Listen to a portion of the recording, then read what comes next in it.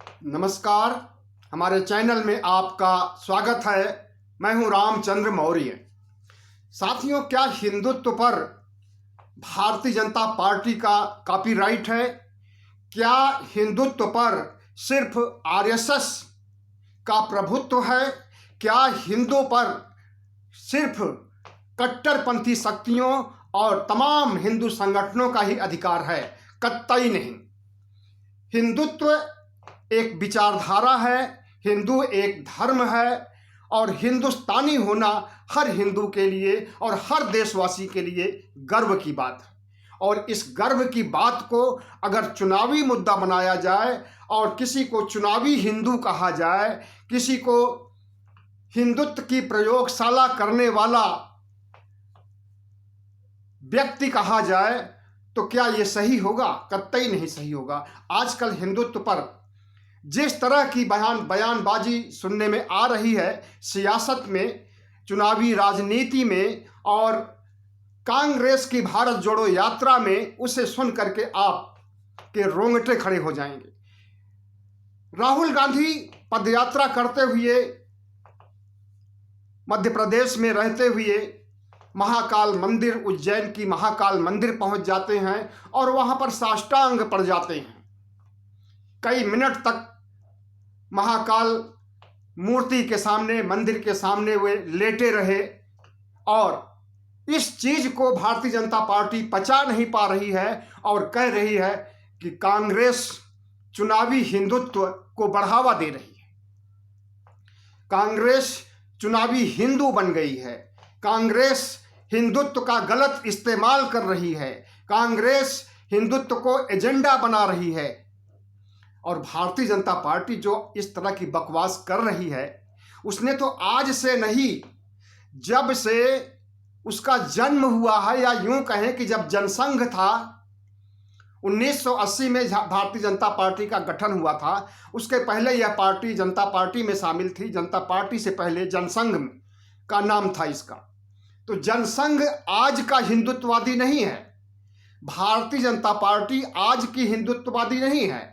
Bharatiya Janata party आज की सांप्रदायिक पार्टी नहीं है। भारतीय जनता पार्टी आज की धर्मांध पार्टी नहीं है। और अगर इसी धर्मांधता को, इसी हिंदुत्व को सहारा बना करके, इसी हिंदुत्व को ब्रह्मास्त्र बना करके चुनाव जीतने से चुनाव जीता जा सकता है, तो कांग्रेस या आम आदमी पार्टी या दूसरी पार्टियां क्यों नहीं इसे अपना हथियार बनाएंगी? जहां तक कांग्रेस की बात है, तो कांग्रेस शुरू से ब्राह्मणवादी पार्टी रही है। उत्तर प्रदेश में जितने भी इसके मुख्यमंत्री हुए, सब के सब हिंदू। उसके बाद थोड़ा लचीलापन आया तो क्षत्रिय को भी शामिल कर लिया, लेकिन किसी बैकवर्ड को, किसी अनुसूचित जाति जनजाति को मुख्यमंत्री बनाने की जहमत नहीं मोल ली। और वही कांग्रेस जिसे कि हिंदुत्व के नाम पर या पूरे देश को हिंदुत्व की प्रयोगशाला बना करके भारतीय जनता पार्टी ने मात दिया। और इस हिंदुत्व का एक सांप्रदायिक जुनून उस समय से शुरू हुआ जब राम मंदिर, बाबरी मस्जिद का ताला खोला था कांग्रेस पार्टी ने। कांग्रेस पार्टी ही बर्रे के छत्ते में हाथ लगाती है और जब बर्रे के छत्ते से बर्रे उड़ करके सबको डसना शुरू करते हैं तो हाय तौबा मचाया जाता है। भारतीय जनता पार्टी को अगर किसी ने प्रमोट किया है, आगे बढ़ाया है, उसे जनाधार स्थापित करने के लिए, हिंदुत्व का सहारा लेने के लिए किसी ने अगर सहायता किया है तो वो कांग्रेस पार्टी है। अगर कांग्रेस पार्टी अयोध्या मामले को ठंडे बस्ते में पड़े रहने देने के लिए इच्छा शक्ति रखती अपनी, और उस पर ताला खोलने या मंदिर बनाने, मस्जिद बनाने की बात नहीं चलाती, तो शायद आज तक ये मामला नहीं खुलता और न बाबरी मस्जिद ढहाई जाती और न राम मंदिर का निर्माण शुरू होता। तो इस तरह से भारतीय जनता पार्टी जो कुछ कर रही, कांग्रेस पार्टी जो कुछ किया, इसने जो ब्राह्मणवादी रवैया अपनाया, सवर्णवादी रवैया अपनाया, उसी मुद्दे को भारतीय जनता पार्टी ने ग्रहण कर लिया और उसी मुद्दे के आधार पर कांग्रेस को पटकनी देना शुरू किया। और आज कांग्रेस को समझ में आ गया है कि भारतीय जनता पार्टी सिर्फ हिंदुत्व के नाम पर ही या हिंदुत्व कार्ड खेल करके ही चुनाव जीतती है। उसका विकास से, महंगाई से, कोरोना में मारे गए लाखों लोगों की पीड़ा से कोई मतलब नहीं है। उसे बेरोजगारी से दूर करने या विकास करने से कोई मतलब नहीं है। सिर्फ हिंदुत्व के एजेंडे और राष्ट्रवाद के तड़के के आधार पर ही चुनाव जीता जा सकता है। ऐसा भारतीय जनता पार्टी ने सिर्फ केंद्र का चुनाव जीत करके ही नहीं बल्कि तमाम राज्यों का चुनाव जीत करके संकेत दे दिया है। तो भारतीय जनता पार्टी की नकल अगर कांग्रेस कर रही है और वह भी हिंदुत्व की प्रयोगशाला में हिंदूमय होने के लिए तैयार हो गई है और राहुल गांधी महाकाल में साष्टांग पड़ जाते हैं, जनेऊ धारण करने लगते हैं, चंदन लगाने लगते हैं, मंत्र पढ़ने लगते हैं, मंदिर मंदिर जाने लगते हैं, हिंदू धर्म संतों से, हिंदू धर्म के महंतों से मिलने लगते हैं, तो भारतीय जनता पार्टी के पेट में खलबली क्यों होने लगती है? यही काम करके उन्होंने सत्ता जीता है। वही काम करके अगर राहुल गांधी जीतना चाहते हैं तो इसमें भारतीय जनता पार्टी के पेट में दर्द क्यों होता है? सिर्फ राहुल गांधी ही नहीं बल्कि अरविंद केजरीवाल, जो कि गांधी जी को अपने ऑफिस से हटा करके बाबा साहब डॉक्टर भीमराव अंबेडकर और भगत सिंह को जगह देते हैं, उनकी तस्वीर को अपने ऑफिस में टांगते हैं, उनकी तस्वीर को गले लगाते हैं। लेकिन संजोग से कहिए कि ये दोनों लोग नास्तिक थे। बाबा साहब डॉक्टर भीमराव अंबेडकर भी किसी राम रहीम या ब्रह्मा विष्णु महेश पर नहीं विश्वास करते थे और भगत सिंह तो कम्युनिस्ट थे और उन्होंने भी धर्म के बारे में जो अपनी व्यथा व्यक्त की है और धर्मांध लोगों के खिलाफ उन्होंने उनकी जो विचारधारा है उसे हर कोई जानता है। उन्होंने लिखा है अपनी किताब में कि मैं नास्तिक क्यों हूं, यह उनकी किताब है, जेल में रहते हुए उन्होंने लिखा था। तो अरविंद केजरीवाल एक तरफ नास्तिक भगत सिंह को मानते हैं, दूसरी तरफ बाबा साहब डॉक्टर भीमराव अंबेडकर को मानते हैं और तीसरी तरफ लक्ष्मी और गणेश की मूर्ति रुपयों पर, करेंसी पर लाने की बात करते हैं और चंदन लगाते हैं बीतते भर का। तो उन्हें पता है, केजरीवाल आज की सियासत में केजरीवाल ने चुनाव जीतने की नब्ज पकड़ ली है, भारतीय जनता पार्टी से सीखा है इन्होंने, और वही सीख राहुल गांधी अगर ले रहे हैं तो भारतीय जनता पार्टी के पेट में दर्द क्यों हो रहा है? और अगर केजरीवाल जो कि आईआईटी से पढ़े हुए हैं, एक बड़े अफसर रहे हैं, विज्ञान के छात्र रहे हैं, अगर ये लक्ष्मी और गणेश की हिमाकत कर रहे हैं कि इन्हें लाया जाए करेंसी के ऊपर, तो इसमें सिर्फ शुद्ध राजनीति है, चुनाव जीतने की फितरत है और हिंदुओं को पटाने के लिए हिंदू वोट को झपटने की साजिश है। भारतीय जनता पार्टी जो काम हिंदुत्व के लिए कर चुकी है उसी नक्शे कदम पर बाकी पार्टियां चल रही हैं, चाहे वो आम आदमी पार्टी हो, चाहे वो कांग्रेस हो, चाहे वो राष्ट्रीय जनता दल हो, चाहे वो मायावती की पार्टी क्यों न हो, बहुजन समाज पार्टी, वह भी खूब ब्राह्मणों का सम्मान करती थी और ब्राह्मणों को खुश करने के लिए तमाम तरह के नमो बुद्धाय जय भीम को भुला दिया था मायावती ने। तो भारतीय जनता पार्टी ने जिस हिंदुत्व की शुरुआत की है उसकी नकल दूसरी पार्टियां क्यों नहीं कर सकती हैं?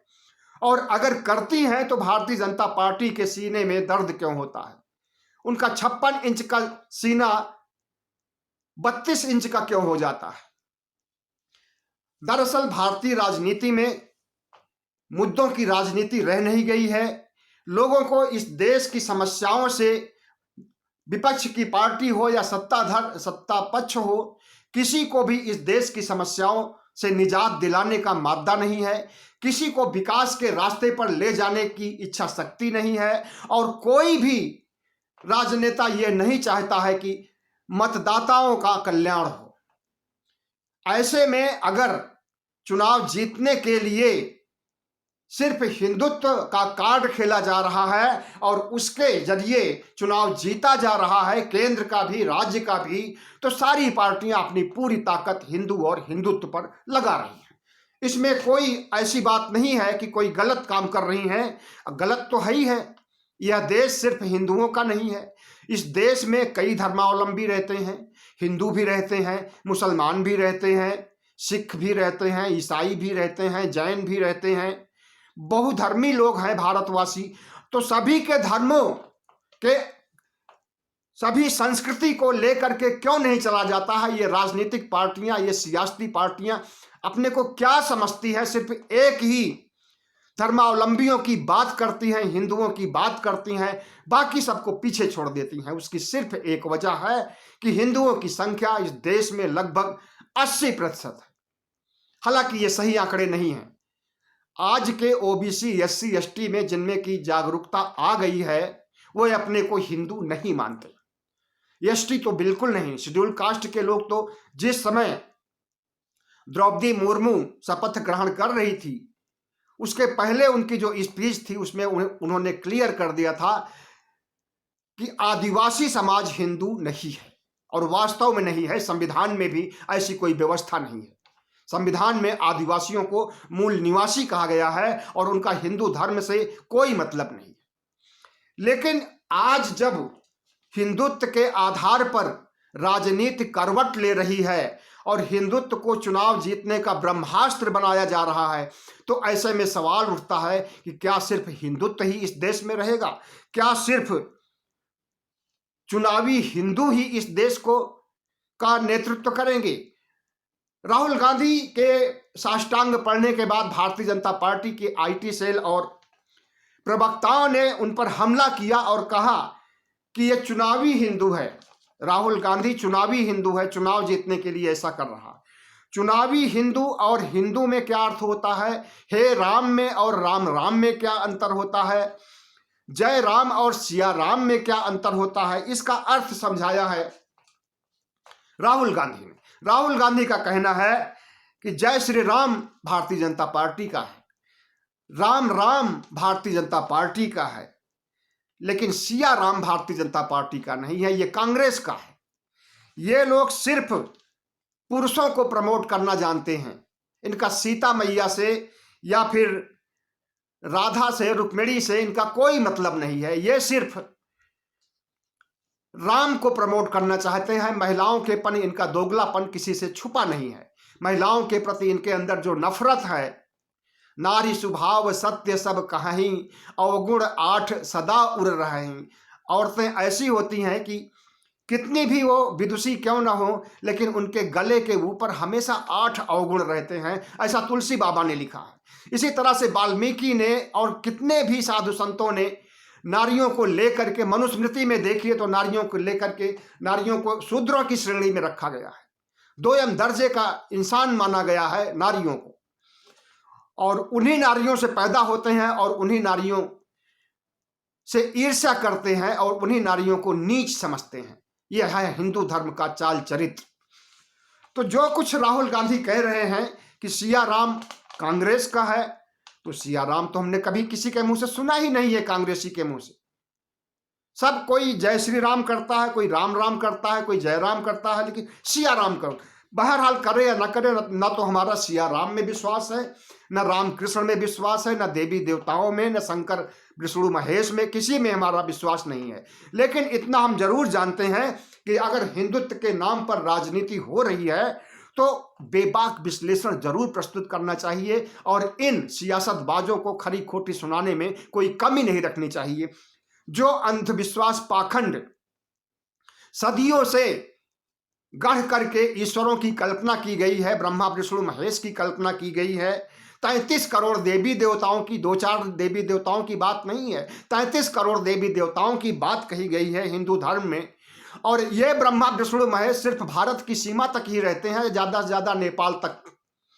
इसके अलावा दुनिया के देशों में इनका कोई अस्तित्व नहीं है। अगर ब्रह्मा ने सृष्टि की रचना किया है तो क्या उस सृष्टि रचना में अमेरिका नहीं आता है, रूस नहीं आता है, फ्रांस नहीं आता है, दुनिया के सारे देश नहीं आते, आते हैं, ब्रह्मांड में सब कुछ आ जाता है। लेकिन अगर सृष्टि की रचना ब्रह्मा ने किया है तो फिर अमेरिका वासियों को भी ब्रह्मा की पूजा करनी चाहिए। अगर विष्णु पालन करता है तो विष्णु की पूजा पूरे दुनिया को करनी चाहिए। अगर शंकर संहार करता है तो सबको इनकी पूजा करनी चाहिए, पूरी दुनिया को करनी चाहिए। लेकिन कौन करता है, कितने लोग करते हैं? सारे भारतवासी भी नहीं करते हैं।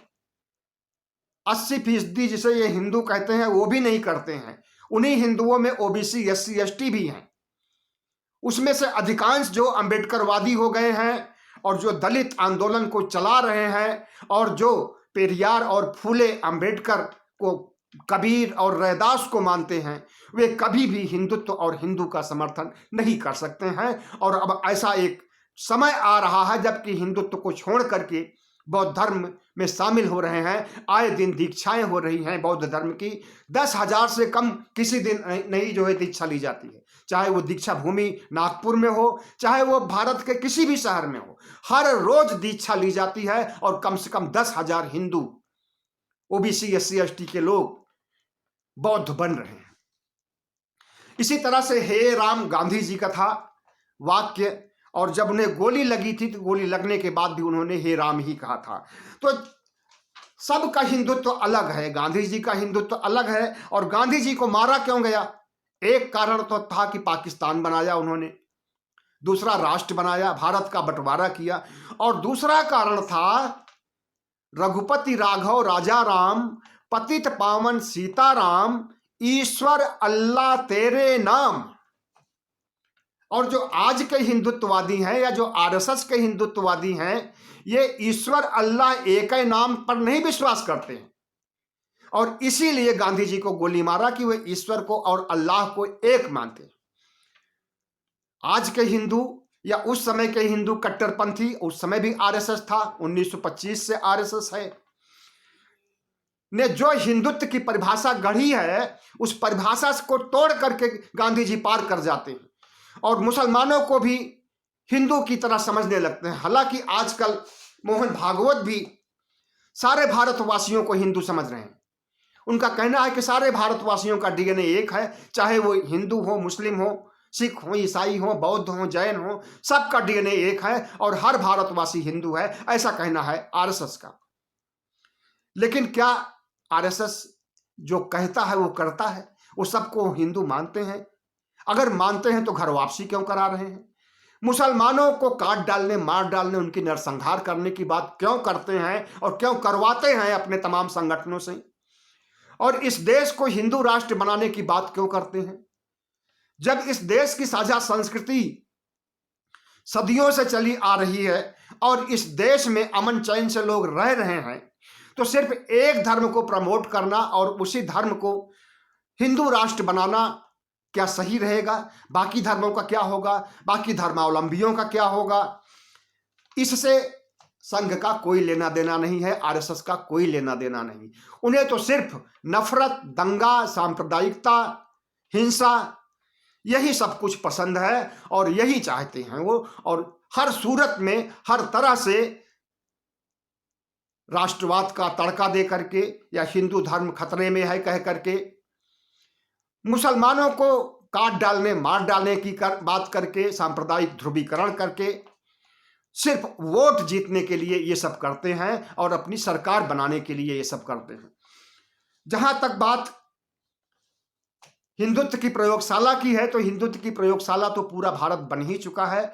अब किसी को बेरोजगारी से मतलब नहीं है, किसी को गरीबी से मतलब नहीं है, किसी को इस देश की तमाम समस्याओं से, बिजली, पानी या तमाम समस्याएं जो है उससे, महंगाई से, किसी से मतलब कुछ भी नहीं है। सिर्फ हिंदुत्व कार्ड खेलेंगी सारी पार्टियां और सरकार बनाएंगी, क्योंकि इस देश में 80% हिंदू हैं। बाकी धर्मावलंबी जो भी हैं उनके वोट से इन्हें कुछ भी नहीं होने वाला है। भारतीय जनता पार्टी तो खुल करके कहती है कि हमें मुसलमानों का एक वोट भी नहीं चाहिए और हम एक मुसलमानों को एक टिकट भी नहीं देंगे, चाहे वो विधानसभा की टिकट हो, चाहे वो लोकसभा की टिकट हो, चाहे वो स्थानीय निकायों की टिकट हो। भारतीय जनता पार्टी जिस तरह से मुसलमानों से नफरत करती है और हिंदुत्व की प्रयोगशाला में हिंदुत्व को अपना हथियार बना करके शासन करना चाहती है, अगर इस पर कांग्रेस की भी नजर है, इस पर आम आदमी पार्टी की भी नजर है, तो इसमें कोई बुराई नहीं है। लेकिन इतना जरूर है कि जो धर्म असत्य के बिसात पर खड़ा है, जिस धर्म के देवी देवता सब नकली और फर्जी हैं, जिनका कि अस्तित्व तो नहीं है, काल्पनिक हैं सब, अगर क्षीर सागर में विष्णु रहते हैं तो क्षीर सागर कहाँ है, वहां पर हम जाएंगे और विष्णु से मिलेंगे। अगर शंकर कैलाश पर्वत पर रहते हैं तो कैलाश पर्वत बहुत दूर नहीं है, हिमालय की तलहटी में ही है। आज तक किसी ने देखा शंकर को? और ब्रह्मा जो बलात्कारी थे, अपनी ही बेटी के साथ बलात्कार किए थे, वो कहाँ पर रहते हैं और क्या खाते हैं, क्या पहनते हैं और कैसे जीवित हैं? कभी किसी ने देखा है, सुना है? ये सब झूठ और प्रपंच जिस तरह से हिंदुओं ने, कट्टर हिंदुओं ने हमारे दिमाग में भर करके हमें गुलाम बना दिया है इन चीज़ों के पीछे भागने के लिए, उससे आज तक हम मुक्ति नहीं पाए हैं। लेकिन हमारे जैसे बहुत से लोग हैं जो कि मुक्ति पा चुके हैं, चाहे वो कम्युनिस्ट हों, चाहे वो चारवाक के अनुयायी हों, चाहे वो तथागत बुद्ध के अनुयायी हों, चाहे वो जैन हों, लगभग हर धर्म के में समझदार लोग हैं, लेकिन हिंदू धर्म में समझदार नहीं हैं, सिर्फ कट्टरपंथी हैं, सिर्फ सवर्णवादी मानसिकता रखने वाले लोग हैं, सिर्फ ब्राह्मणवादी मानसिकता रखने वाले लोग हैं, सिर्फ पुराणों वेदों और मनुस्मृति में विश्वास करने वाले लोग हैं। और पुराण मनुस्मृति वेद में विश्वास करने वाले उसी को जीवन शैली बनाना चाहते हैं, उसी को संस्कृति बनाना चाहते हैं, जो कि आज के वैज्ञानिक युग में संभव नहीं है। और अगर आज के वैज्ञानिक युग में हम विज्ञान पर ध्यान न दे करके मंदिरों पर ध्यान देंगे, या फिर जाकर के महाकाल के मंदिर में साष्टांग पर जाएंगे, या चंदन लगा करके चुनाव प्रचार करने जाएंगे, या फिर पूरे देश को हिंदुत्व की प्रयोगशाला बना देंगे, तो वो कोई भी पार्टी हो, चाहे भारतीय जनता पार्टी हो, चाहे कांग्रेस, आम आदमी पार्टी, कोई भी पार्टी हो, वो सही रास्ते पर नहीं है। वो बाबा साहब डॉक्टर भीमराव अंबेडकर के संविधान के आधार पर नहीं चल रही है। और जो असंवैधानिक काम करता है उसकी सजा मुकर्रर होनी चाहिए, चाहे वो पार्टी हो, संस्था हो, व्यक्ति हो या धर्म हो। बहुत बहुत धन्यवाद। हमारे चैनल को सब्सक्राइब कीजिएगा, लाइक कीजिएगा और शेयर कीजिएगा।